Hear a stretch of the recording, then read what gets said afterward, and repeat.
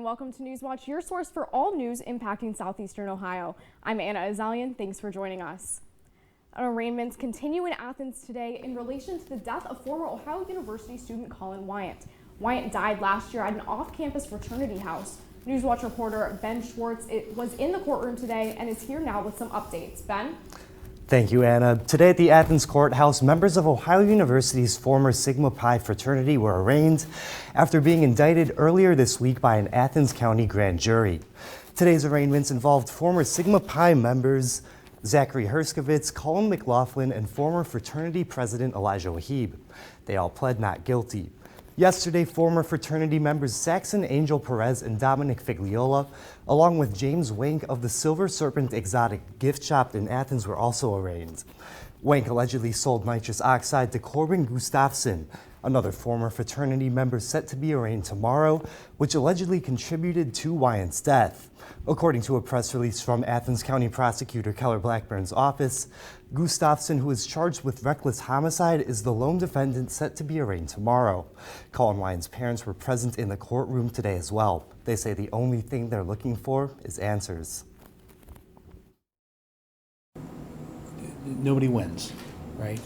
This is a somber moment. This isn't a moment of where we're excited or happy that potential justice will be done.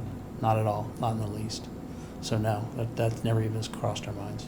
Really, the main thing we want out of it is the truth. There's so much we don't know, and that would be the greatest gift we could have at this point, is just, here's the truth, here's everything that happened. Colin Wyant's parents are now in talks with a number of Ohio representatives and senators.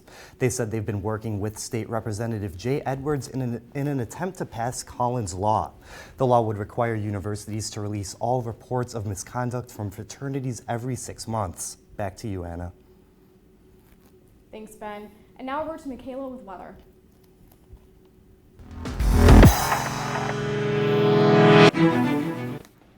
Welcome to the Newswatch Weather Center. I'm forecaster Michaela Gress. Now, currently in Athens, we're seeing 53 degrees, cloudy skies, but it is a nice evening out there with those winds coming out of the south-southwest at 9 miles an hour. Taking a look across the region, we're seeing mid to upper 50s for most of the viewing area, as we see 54 up in Newark, 53 over in Cambridge, 56 down in Ripley and Ironton, and those will be our hot spots for our current temperatures right now. But as those nice temperatures we have right now, there is sadly a chance of rain later on this evening, which I'll talk about more in my full forecast. But if you are planning on going outside right now, it's the prime time to make your way out there. Back to the desk. Thanks, Michaela. West Virginia's Attorney General Patrick Morrisey filed lawsuits against 2 opioid manufacturers Tuesday, claiming they contributed to the opioid crisis in the state by deceiving prescribers and misrepresenting the risks and benefits of the painkillers. Morrisey says Endo Health Solutions Incorporated and Mallinckrodt LLC violated the state's Consumer Credit and Protection Act and caused a public nuisance earlier this year. Morrisey filed lawsuits against opioid manufacturers Purdue Pharma, Johnson & Johnson, and Teva Pharmaceuticals. And a friend of Connor Betts, the man responsible for the Dayton shooting, is admitting to helping him purchase equipment used that night. The friend, Ethan Colley, is not facing charges for purchasing body armor or accessories to the weapon. Rather, he's being charged with lying on a firearms form and illegally possessing a weapon. He pleaded guilty to those charges yesterday. Now the question is, why isn't Colley charged for helping Betts? Lawyers say it's because it's not illegal to buy those things. The reason there are no charges like the ones Mr. Colley pled guilty to today relating to those 3 items is because there is no form like there is when purchasing a firearm for body armor, upper receivers, or magazines. Colley will be in home detention with his parents until he's sentenced, which is scheduled for February 20th. And here in Athens, community members came together for the annual Transgender Day of Remembrance. Last night's ceremony honored transgender people who lost their lives to violence. WOUB reporter Ali Aldridge explains how those lives were honored and the impact it had on the community. Information about the victims filled the small atrium on the 4th floor of Baker Center, one poster for each of the victims lost this year.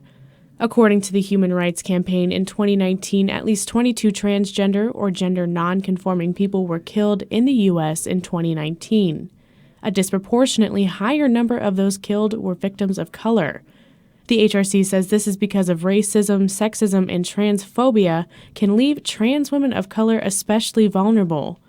Ohio University senior and LGBT Center employee Tiffany Anderson says now, more than ever, allies of the trans community need to step up and speak out against injustice. I think that allies can be supportive by, using the correct pronouns, being there to listen to trans people, accompanying those of us who, want to be accompanied to the bathroom for safety reasons. And basically whenever something happens to a trans person, just not being silent about it. During the ceremony, each victim's name was read out loud, followed by the ringing of a chime to honor their lives. Attendees were invited to come forward to share thoughts and reflect on the Day of Remembrance. Associate Professor in Critical Studies and Education Theo Hutchinson says events like these help build a community for trans students. They're the ones that this is really important for, because they're the ones who need to know that there are people around them that will have their back, basically, that can say, I got you, go be who you authentically are, because we got you. And the purpose of event like this is also to build and develop and sustain that kind of community. For WOUB, I'm Allie Eldridge. And today, Ohio University held a Reimagining Ohio's Future event. The event took place at Ohio University as Ohio University was trying to find new ways to save money as a budget crisis looms. During the all-day meeting, different branch campuses and departments discussed how they could fit the new plan of the university. Many others at the event also discussed concerns with the future of the university. Ohio University needs to cut over $19 million in the coming years. And Congress avoids another shutdown, and the latest public testimony of the impeachment inquiry concludes. These stories and more when Newswatch returns.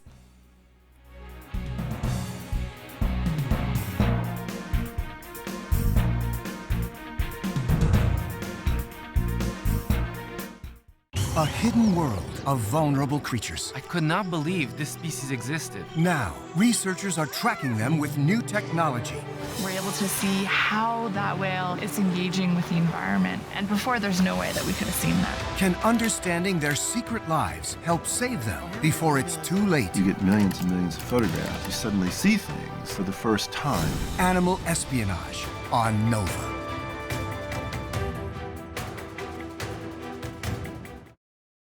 Prison is here to punish us. It's not about rehabilitating. It just isn't. This is a full-time, total commitment. When that door closes, you're at Bard College. It's hard, it's difficult, but it's rewarding. I gotta prove that I'm worthy of this. They're trying to pay back to society. It changes your whole outlook. I realized I learned something. That is where transformation happens. That is what stops people from coming back to prison.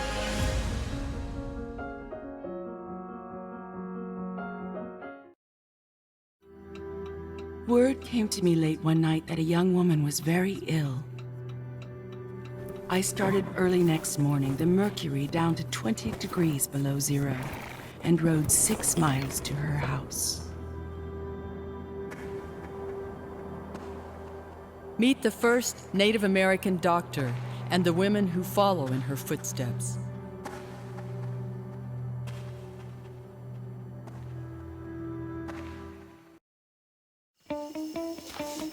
Meet Brazil's most elusive animal, the giant armadillo. Nobody gets to see this. It's a cautious, gentle creature, but its burrow doubles as the world's wildest boarding house. Did you hear that? There's an animal inside. Day and night, guests come and go from this humble but crucial haven, thanks to the giant armadillo.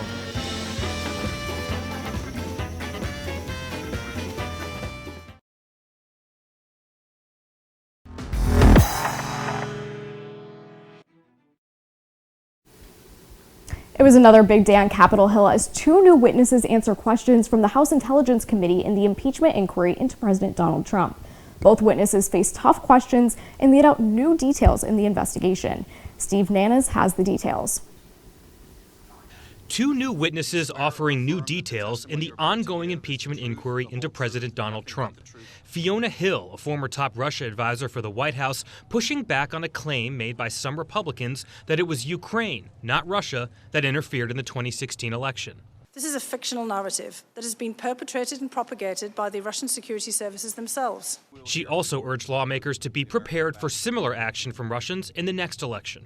We are running out of time to stop them. Also testifying before the House Intelligence Committee, David Holmes, counselor for political affairs at the U.S. Embassy in Ukraine. The president's voice was loud and recognizable. Holmes testified that he heard a call between Trump and Ambassador to the European Union Gordon Sondland. According to Holmes, Trump asked Sondland about whether Ukraine will investigate his political opponents. I then heard President Trump ask, so he's going to do the investigation. Ambassador Sondland replied that he's going to do it, adding that President Zelensky will do anything you ask him to do. Thursday's hearing the latest in a busy week on Capitol Hill. On Wednesday, Ambassador Sondland testified that the White House conditioned aid to Ukraine on carrying out political investigations. The president has denied any wrongdoing and maintains that the entire impeachment inquiry is politically motivated. In Washington, I'm Steve Nanas.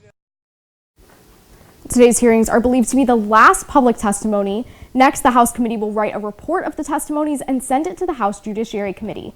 The Judiciary Committee will determine if articles of impeachment are to be filed. And there will not be another government shutdown. Today, Senate lawmakers passed a short-term spending bill by a vote of 74-20 to avoid a government shutdown ahead of a midnight deadline. The bill will now go to President Donald Trump, who's expected to sign it.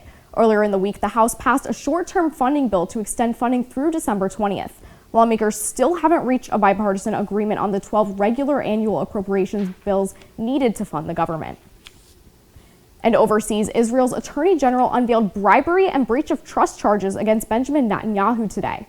It's the latest move in the criminal investigation of the prime minister that began almost 3 years ago. Netanyahu denies the allegations, and it marks the first time a sitting prime minister has faced a criminal indictment in Israel. That indictment may be several months away. Israel is currently without a Knesset House committee, which is needed to decide whether Netanyahu can exercise immunity.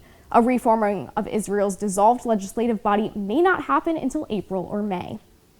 And a new illness linked to vaping. That story's still ahead. And coming up in my full forecast, we'll talk about the rain showers that you will see tonight, how we'll see a Sunday clear up, and then we'll take a look at the week ahead. But now here's a look at stocks of local interest.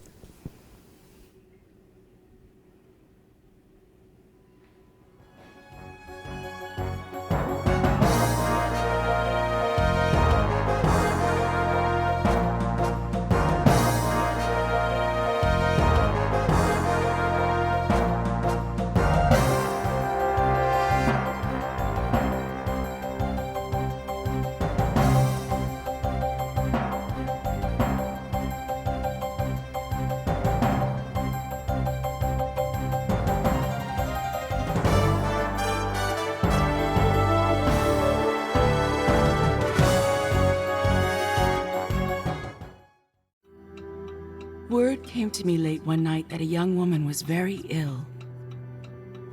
I started early next morning, the mercury down to 20 degrees below zero, and rode 6 miles to her house. Meet the first Native American doctor and the women who follow in her footsteps.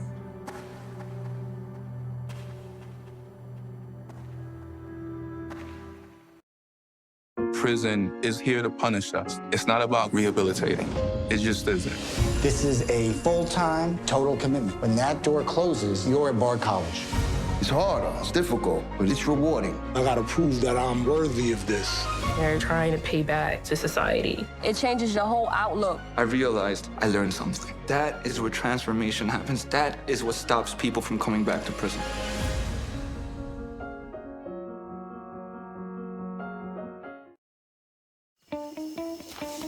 Meet Brazil's most elusive animal, the giant armadillo. Nobody gets to see this. It's a cautious, gentle creature, but its burrow doubles as the world's wildest boarding house. Did you hear that? There's an animal inside. Day and night, guests come and go from this humble but crucial haven, thanks to the Giant Armadillo.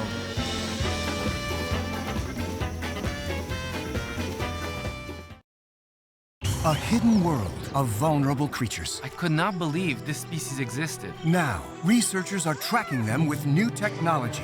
We're able to see how that whale is engaging with the environment. And before, there's no way that we could have seen that. Can understanding their secret lives help save them before it's too late? You get millions and millions of photographs. You suddenly see things for the first time. Animal espionage on Nova.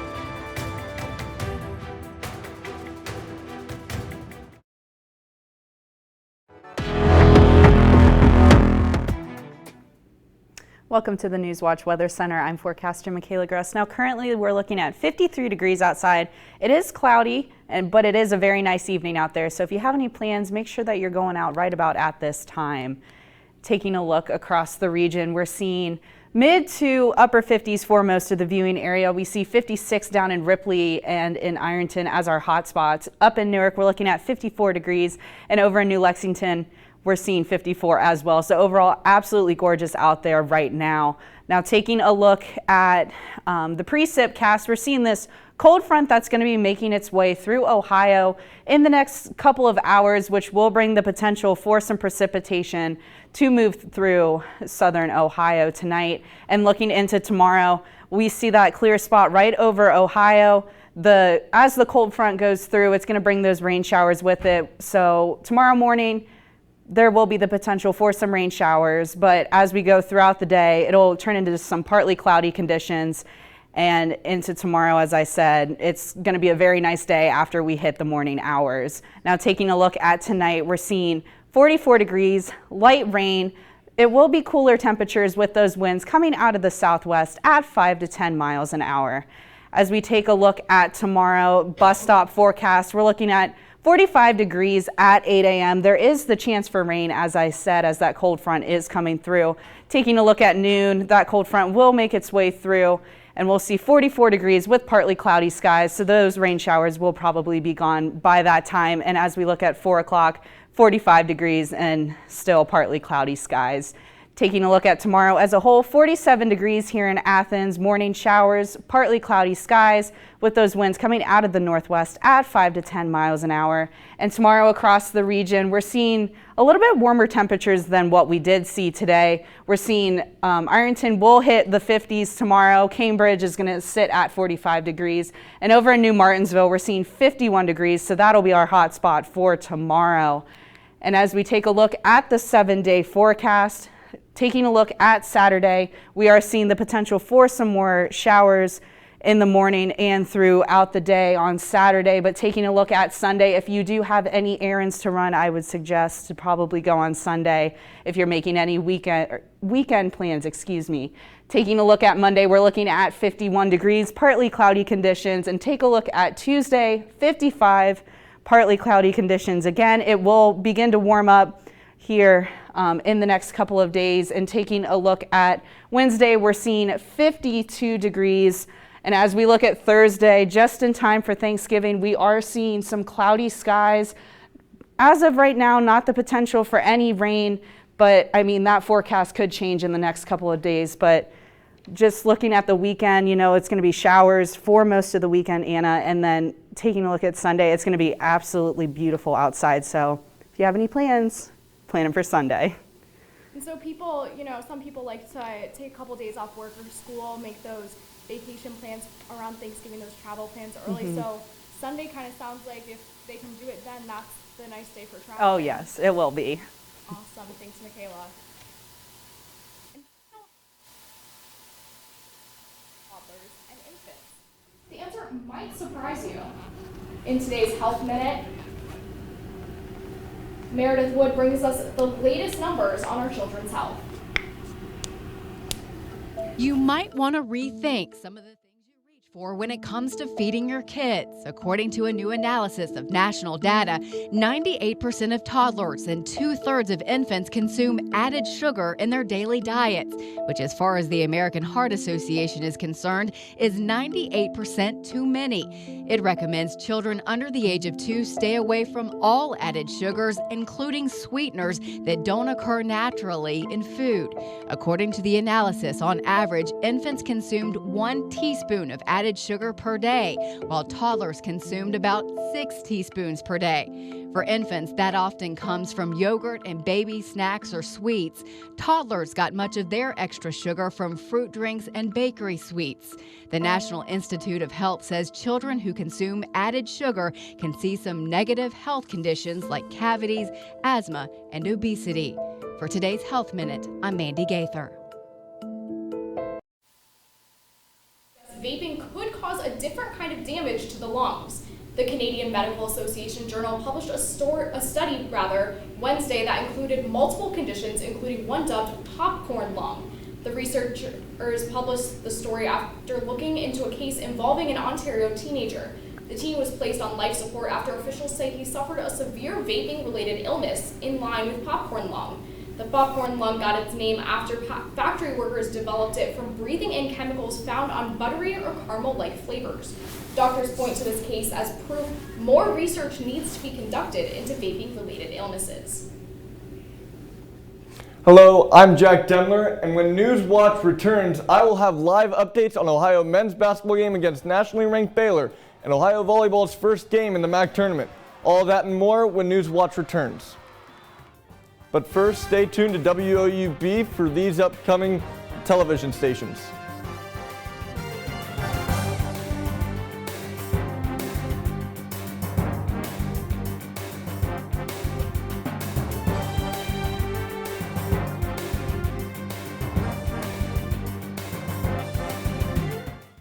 Prison is here to punish us. It's not about rehabilitating. It just isn't.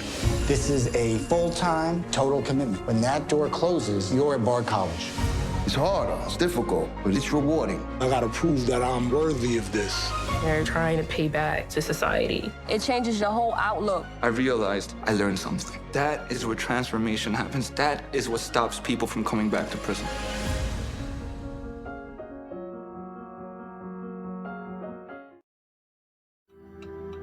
Word came to me late one night that a young woman was very ill. I started early next morning, the mercury down to 20 degrees below zero, and rode 6 miles to her house. Meet the first Native American doctor and the women who follow in her footsteps.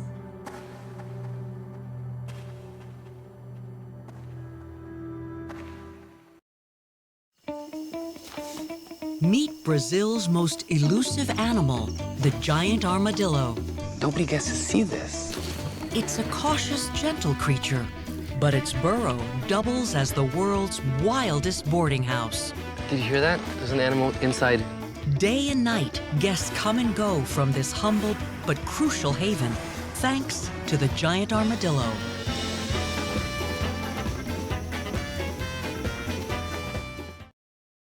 A hidden world of vulnerable creatures. I could not believe this species existed. Now, researchers are tracking them with new technology.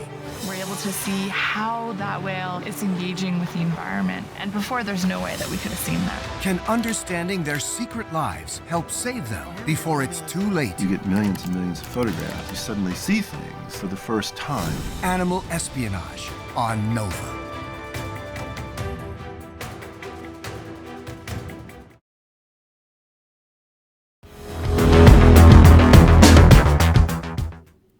Welcome back, I'm Jack Demler. The Ohio volleyball team began its quest at the MAC championship this afternoon against Kent State. This game is still going on, a back and forth battle. The game is in its 5th set right now. The score is currently tied 2-2.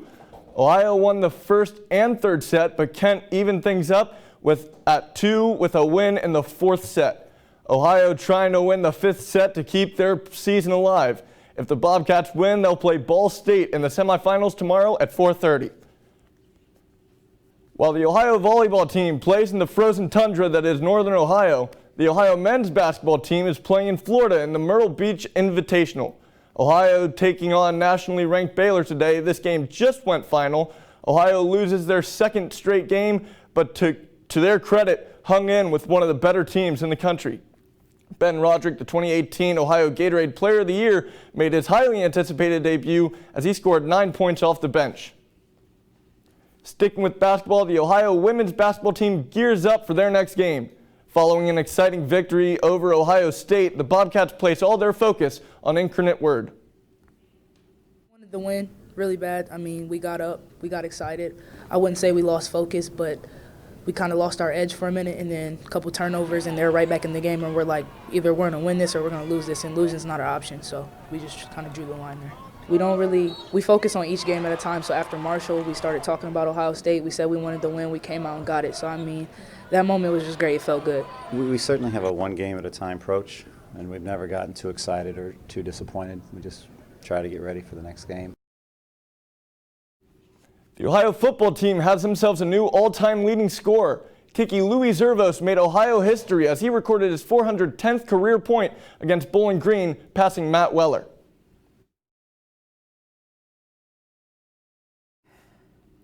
The Ohio defense also stepped up in a major way after only forcing 6 turnovers in the first 10 games of the season. Ohio forced 5 turnovers against Bowling Green. You know, the fact that they came in bunches here at the end, towards the end of the season, we'll take them whenever they come, but wouldn't mind them being spread out a little bit more as you go through the year. Cleveland Brown defensive end Myles Garrett remains suspended indefinitely by the NFL after his appeal was denied earlier today. Garrett said during his testimony that Pittsburgh Steelers quarterback Mason Rudolph allegedly used a racial slur that led to the brawl in last Thursday's game. The NFL said there was no evidence that any racial slur was said by Rudolph. I'm Jack Demler, and that's it for sports. Back to you, Anna. Thanks, Jack. And just in time for Thanksgiving, Green Giant has cooked up a giant green bean casserole. The dish weighed in on Wednesday at a whopping 1,009 pounds. That was enough to set a new Guinness World Record for the largest serving of green bean casserole. A team of chefs used more than 1,000 cans of green beans, 485 cans of mushroom soup, 65 quarts of milk, and 95 pounds of French fried onions. It took them a total of 8 hours to prep and cook. The casserole will be served to 3,000 elderly New Yorkers through City Meals on Wheels. And now over to Michaela with our final weather. Thank you, Anna. Now looking at tonight, we're seeing 44 degrees with light rain and those cooler temperatures. So if you are planning on going outside, make sure that you do have that umbrella handy. As we take a look at tomorrow, we're looking at 47 degrees, the chance for morning showers that will wrap up around noon. And then we're taking a look at partly cloudy skies with those winds coming out of the northwest at 5 to 10 miles an hour. And taking a look tomorrow across the region, we're seeing those mid 40s and even some upper 50s as we see 51 over in New Martinsville. We're seeing 47 down in Ripley. Up in Columbus, we're looking at 44 degrees. And as we take a look at the 7-day forecast, Saturday we see those potentials for some rain showers. So if you are going out and about, make sure that you do have that umbrella. But Sunday would be the better day to go out and do those weekend errands as we're seeing 45 degrees with partly cloudy skies. And taking a look at Monday and Tuesday, we're seeing those 50s here to stay. Anna. Thanks, Michaela. And that does it for our broadcast this evening. Thanks for watching. I'm Anna Azalian. Stay tuned for the PBS News Hour coming up next. And remember, you can find the latest news anytime at WOUB.org. Have a great evening.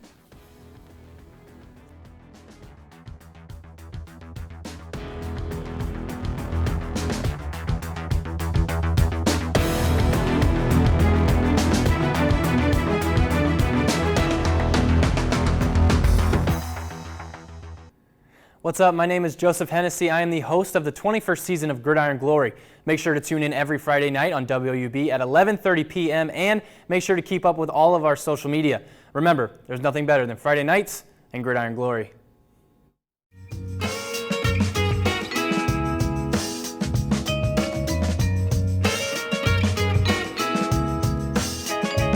Support comes from Buckeye Hills Regional Council, offering services to help